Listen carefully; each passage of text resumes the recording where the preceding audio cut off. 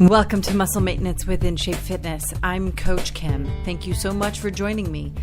Today's podcast is called To Glutes. We're going to be focusing on the butt. Actually, this is going to be the first in a series I'm going to do about this important part of your body. And it's important to note, most people tend to think of the butt as one muscle, but it's actually 8 muscles. 8 muscles, in fact, on either side, for a total of 16 muscles that drive so much of your body's motion and power. So let's talk about those 8 muscles a little bit, and then we're going to do a series of exercises, equipment-free exercises that you can, of course, do anytime and anywhere. And we're going to get started with a couple of deep breath exercises and a postural systems check. So take a couple of moments to think about where your body is in space. Hopefully you are not sitting at an office desk or in a lounge chair or whatever. If you're thinking about exercise, or if you're driving, obviously you cannot stand up. But if you're thinking about exercise and you're sitting in a stationary place, you can stand up and maybe take a couple of deep breaths. It's always really good to take a stand, even when you're sitting down. Getting up once an hour to just elongate the hip flexors and activate the butt muscles and the weight, the load on your spine from a vertical positional perspective is really good for your metabolism, and it's good for your energy level, which really is the same thing. But anyway, so with the postural systems check, you're first taking some deep breaths in through your nose. Inhale, smell the air around you. Hopefully it smells nice and fresh and beautiful. Inhaling through your nose and then bellowing out the waste air, the carbon dioxide, out of your mouth. And that's really important. And I emphasize smelling in through the nose and bellowing out through the mouth, because when you inhale air through your nose, you activate the parasympathetic nervous system in your brain. So the part of the central nervous system which is in charge, more sort of executive function, in charge of your body's physiological response to increased breathing, so increased respiration, which means that you can control your heart rate a little bit better, rather than taking air in through your mouth, which activates the primitive part of your brain, the fight or flight response, which it juices up or jacks up your heart rate inadvertently, as though you're a lion about to chase a gazelle, or the gazelle about to run from the lion. And then it also adds the additional sort of physiological function of stress hormone secretion, which is, again, in the nose breathing part of if that's your habit, you are able to suppress that. It means that you don't release excess stress hormones, which in a fight or flight syndrome situation you might need. But when you're just doing a little bit of deep breathing exercises, or even a gym-based workout, even something fairly significant like running a marathon, I'm constantly reminding people not to mouth breathe when they're taking air in during their runs. Those are really important factors. So now we're just standing up straight, thinking about the muscles that we can control in our standing position, which means you can think about the position of your feet and make sure that your toes are pointed forward and that you're pressing into the floor with all 4 corners of your feet. You don't want to mash the heel of your foot into the floor and distribute your body weight that way, because that's not good for the joints in your ankle, obviously, and in your heel. And then also, as you're running up the back of the leg, or the leg and the legs, you can squeeze the muscles in your quads, the front of your legs. You can't really sort of isometrically contract the hamstrings. I don't know anyone that can actually do that, but if you think about just tree trunking your legs, kind of squeezing the muscles, this also activates your glutes. If you squeeze your butt cheeks and your quads, you're tree trunking your legs in a way to just, flip on the switches a little bit, and then zip up your tummy muscles. Now, last couple of deep breaths, and then I want you to do a balance exercise before we start thinking about ways that you can activate those butt muscles. And the difference between working the butt muscles that reside sort of deep internal butt muscles that connect the femur and the pelvis together versus the bigger muscles, which of course also connect the femur and the pelvis and the back all together.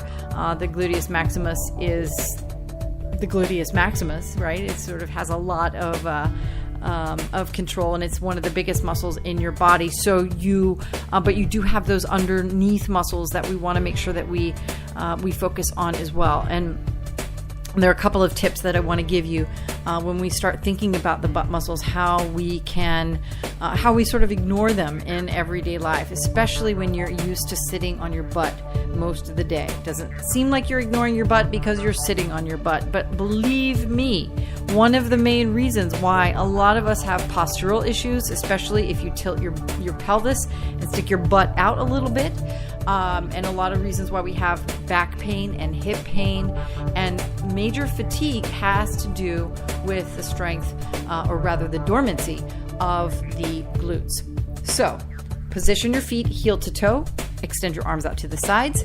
I want you to perform the lighthouse, which if you've listened to my podcast, you know that there are a couple of exercises that I almost do every single routine. This is one of them. The lighthouse is where you stand heel to toe and then continue that tree trunking of your legs so that you can squeeze all of your muscles, keep them really zeroed in on their stability. And then you turn your head all the way to the right slowly and then all the way to the left, which really knocks your balance off, right? You discombobulate the inner ear, the equilibrium of your inner ear, and that's your vestibular system. It's your sense of balance and proprioception. And when you challenge those systems in your body, what happens? The little muscles in your feet and the neurotransmitters that terminate in your feet and your blood supply all get turned on and activated, which helps develop that stability that you need in order to exercise really well. Back when I was a kid, just starting to sort of exercise, aerobically exercise for the sake of health reasons, which I did just in college. I was not athletic. I didn't participate in sports right up and including until the period of time that I moved to New York when I was 26 years old. I didn't do anything other than take aerobics as my required gym in college. But I did go to the gym every once in a while. And the thing that we used to do, and I think a lot of people still believe this, like you go into your gym and you jump on a cardio machine to warm up. And while there are obvious benefits to burning calories as you are moving your body, the thing that shoed feet on a cardio machine don't really do, the thing it doesn't really do is to activate the tissue that exists in your body. It boosts your heart rate for sure, and that's great, but you really do want to take a couple of minutes to warm up. Now, as you're doing that lighthouse, you want to make sure you spend enough time, equal time, with the left foot in front of the right foot and then the right foot in front of the left foot. So make sure that you switch that up. Now, the thing I want you to do to just sort of get a sense for when your butt is being used. And this seems a little bit bizarre. Oh, and also I want to make sure that you know what these muscles are called, right? So we have the gluteus maximus. We're going to go to the uses in just a second. But if you are standing, so if you're standing up really tall, grab your butt with your hands. It sounds a little goofy, but just as you stand there, it's fleshy, right? You don't feel the butt really contracting. But if you squat down or sit down into a chair, sit on your hands, you should feel the muscle move. And that, is an indicator that you have activated the glutes, right? If you're standing, you're not using them. And if you're walking, just sort of a pedestrian level, leisurely or purposefully even walk, if you continue to hold your butt as you walk around your office, which maybe your colleagues now are looking at you funny, or if you're in your home, you hopefully don't have anyone looking at you walking around with your hands on your butt. But anyway, put your hands on your butt as you walk around. You don't really use your butt as you're walking around. You just don't. Even if you run. And I've done this before with clients where you can sort of, if you're running pretty leisurely, like that conversational, really sort of shuffling of feet, slow marathoner, pace way, the butt is still not that much in use. You've got to really push yourself to activate your butt when you are on two legs. You do need to run, actually run. Kick the heels back, activate the hamstrings. And when you do that, you activate your butt, and your butt is truly involved during that part of locomotion. But if you are walking around, which is what most people do, in terms of their general sort of sense of active lifestyle living, active living, then you're really not giving a great deal of attention to this important group of muscles. And just so that you know, I wanted to make sure, and I'm going to post this in a blog on bodybyInShape.com. There's a really great image that I found online that shows where all these muscles are and how you can sort of get a sense for the importance of those inner muscles, because they're small. And I call them the finger muscles because it's kind of like they're these little slivers of muscle. And why they all have different names, I don't actually really know. But that's because I am not an anatomist. I'm not really focused on the research at that level. But one thing that I can tell you is that there are ways to get to those deep muscles as far as exercises go. It's multi-dimensional movement, some resistance training in terms of using your legs in different ways, moving in different dimensions, as I said, and we can make sure that we work all of those muscles, because we want to make sure that you are fully equipped to mitigate pain and risk of injury to some of the smaller muscles, and also maximize the potential ability to move and power through an active, more fit set of glutes. So you've got the gluteus maximus, you have the gluteus medius. So if you put your hand on the crest of your pelvis, the iliac crest, and you sort of run your finger down the back of your body towards the lower back. Just below that crest on the back of your body is the gluteus medius. And so if you are engaged in exercises that extend your leg out to the side, and we use resistance bands for this a lot, you can activate and very nicely exercise the gluteus medius if you do those exercises correctly.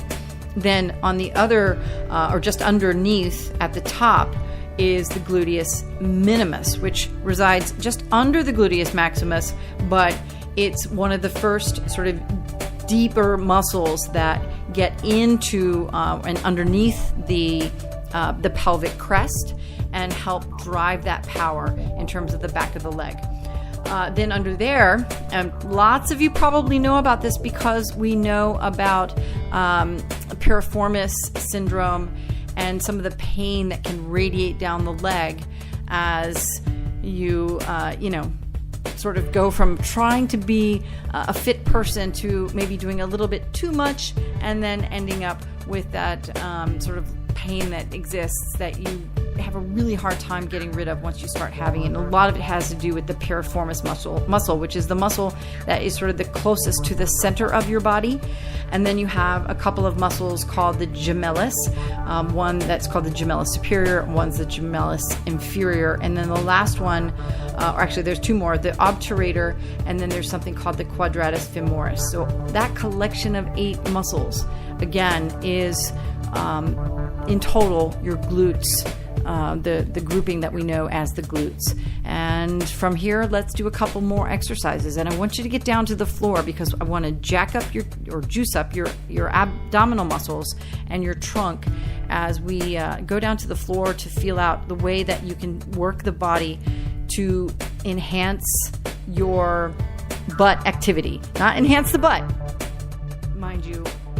There is a lot more that needs to be done if you want to actually sort of sculpt and shape the way that your butt looks. I am talking about butt function.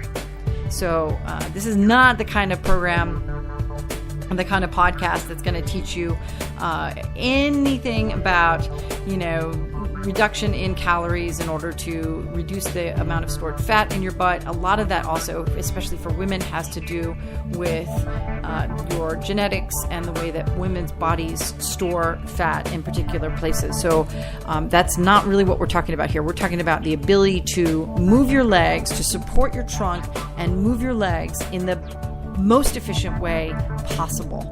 And when you get down on the floor, drop already into a plank, which is your elbow on the floor, your elbows on the floor, and then walk those feet out and levitate over the floor for about 30 seconds.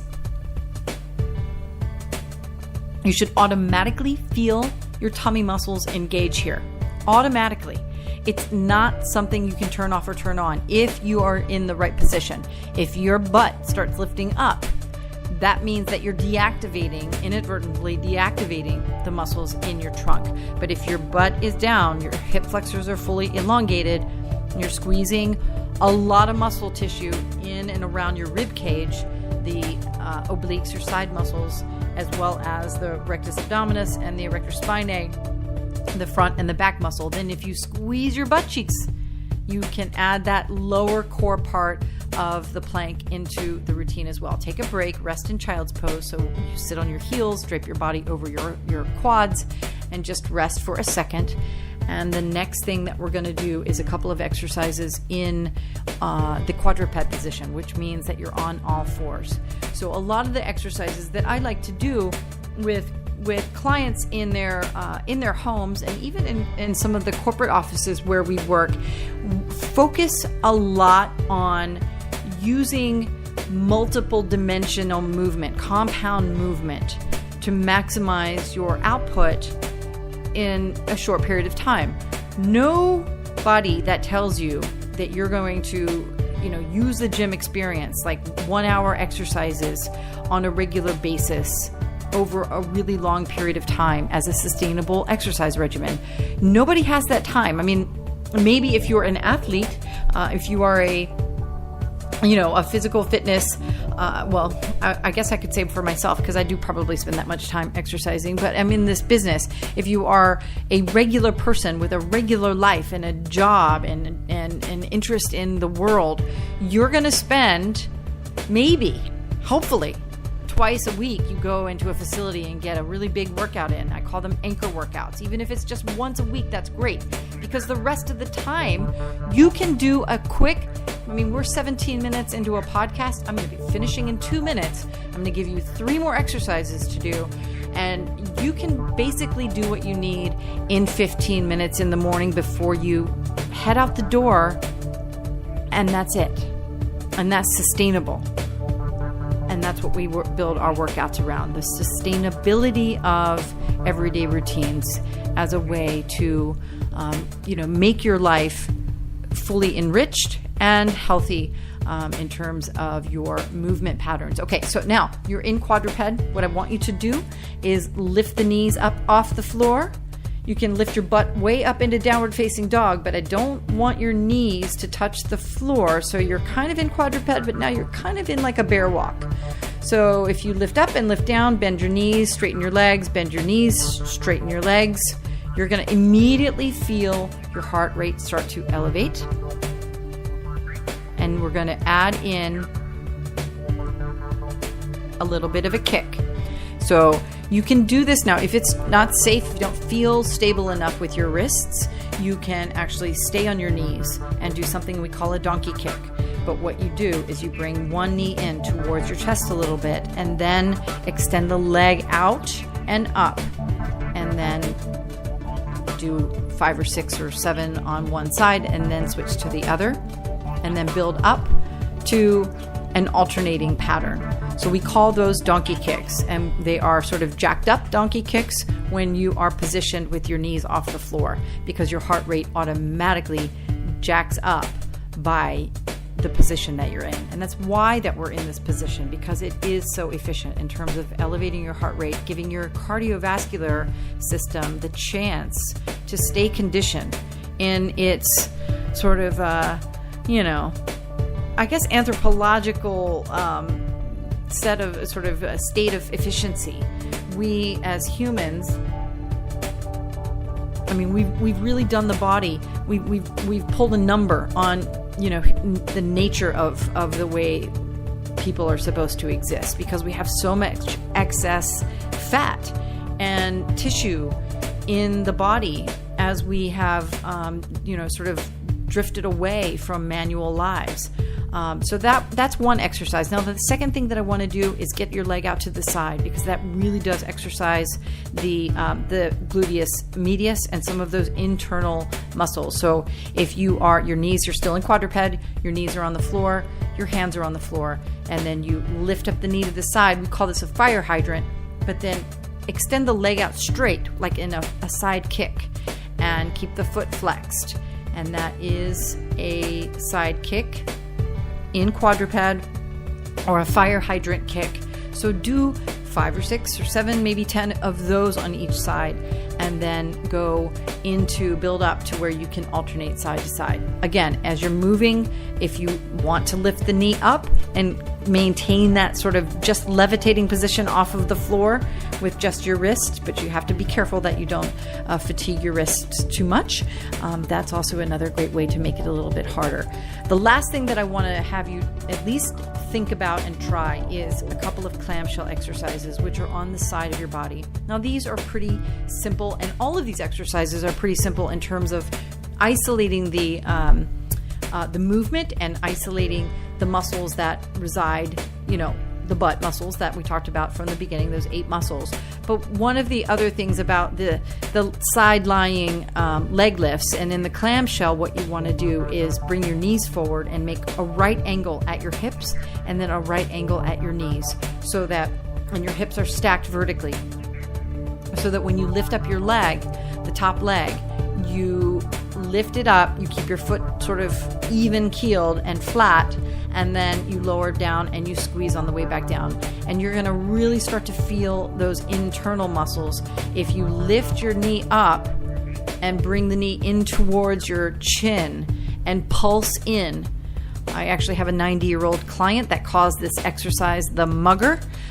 This is an exercise that really does activate those really deep muscles in the butt that we talked about that are really small, and they're really important in terms of being able to be the generator of power and energy that the external butt muscles need in order to move your body forward and to stabilize your body when you're not moving. So I'm going to say goodbye from here.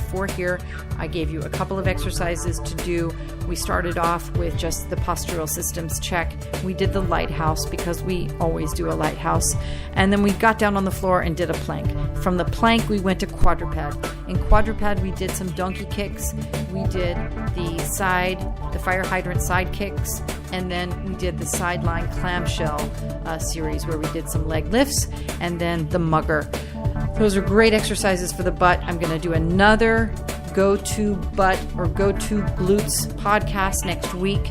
In this exercise, we're going to add some standing exercises, including some jumping and some single leg exercises that really isolate the butt muscles as well. Have a great day. I will see you soon.